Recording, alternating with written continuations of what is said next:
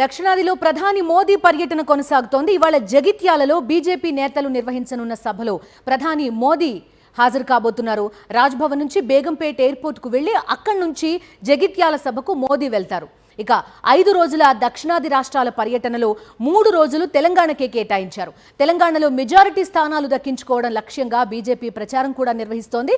ఇక ఇవాళ ఢిల్లీలో బీజేపీ పార్లమెంటరీ బోర్డు సమావేశం నిర్వహించనున్నారు. దీంట్లో వరంగల్ బీజేపీ టికెట్ ఆరూరి రమేష్కి ఇచ్చే ఛాన్స్ కనిపిస్తోంది.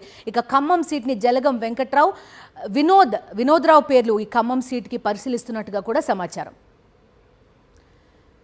ప్రధాని మోదీ జగిత్యాల సభ అప్డేట్స్ తెలుసుకునే ప్రయత్నం చేద్దాం. మనతో పాటు మా కరెస్పాండెంట్ విక్రమ్ జాయిన్ అవుతున్నారు.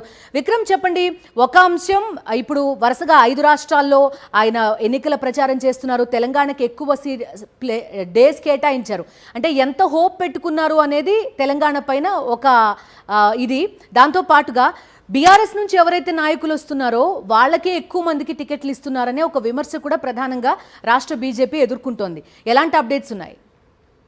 బిందు, తెలంగాణపై బీజేపీ అధినాయకత్వం పూర్తిస్థాయి ఫోకస్ పెట్టినట్లు స్పష్టంగా అర్థమవుతుంది. ప్రధాని నరేంద్ర మోడీ దక్షిణాది రాష్ట్రాల్లో 5 రోజుల పాటు పర్యటిస్తున్నారు. అందులో ప్రధానంగా 3 రోజులు తెలంగాణకే కేటాయిస్తుంటే తెలంగాణలో ఎక్కువ సీట్లు గెలవాలనే ఒక టార్గెట్ అయితే బీజేపీ ఫిక్స్ చేసుకున్నట్లు స్పష్టంగా అర్థమవుతుంది.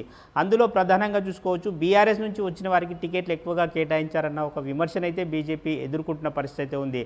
నాగర్ కర్నూలు సిట్టింగ్ ఎంపీ కానీ, అదేవిధంగా ఆదిలాబాద్ మాజీ ఎంపీ నగేష్ కానీ బీఆర్ఎస్లో ఉన్నవారే. నిన్న ఆరూరి రమేష్ వరంగల్ నుంచి బీజేపీ టికెట్ ఆశిస్తున్నారు. అతను బీఆర్ఎస్ మాజీ ఎమ్మెల్యే. అతను కూడా నిన్న పార్టీలో చేరడం జరిగింది. అతని చేరికకు సంబంధించి కొంత హైడ్రామా కొనసాగిన పరిస్థితి. నిన్న బీజేపీలో చేరడం జరిగింది. వరంగల్ ఎంపీ స్థానానికి సంబంధించి టికెట్ కేటాయించే అవకాశాలు అయితే స్పష్టంగా జరుగుతుంది. బిందు, ఒక చిన్న కరెక్షన్ అని చెప్పుకోవచ్చు. ఈరోజు పార్లమెంటరీ బోర్డు సమావేశం జరగాల్సి ఉంది ఢిల్లీలో, కానీ అది వాయిదా పడింది. మరో తేదీ ఇంకా చెప్పాల్సి ఉంది. అయితే ఈరోజు వరంగల్ ఖమ్మంకు సంబంధించి పార్లమెంటు సంబంధించి టికెట్ల అనౌన్స్మెంట్ ఉండే అవకాశం అయితే లేదని తెలుస్తుంది.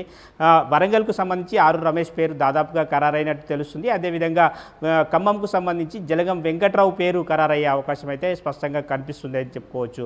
అయితే జగిత్యాల సభకు సంబంధించి మరి కాసేపట్లోనే ప్రధాని నరేంద్ర మోడీ జగిత్యాలకు చేరుకోనున్నారు. జగిత్యాల భారీ బహిరంగ సభలో ప్రధాని నరేంద్ర మోడీ ఏం మాట్లాడతారు అన్నది కొంత ఆసక్తికరంగా ఉందని చెప్పుకోవచ్చు.